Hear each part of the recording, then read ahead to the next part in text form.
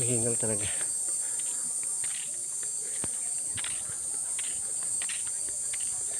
Grabe, katirikan ng araw ngayon.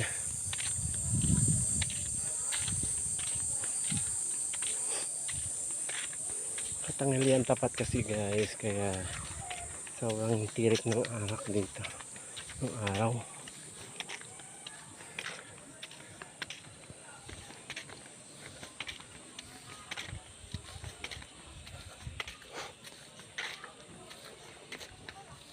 Ay, hingal na.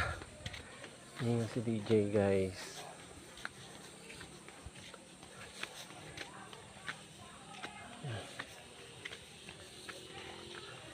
Buti nga hindi umuulan dahil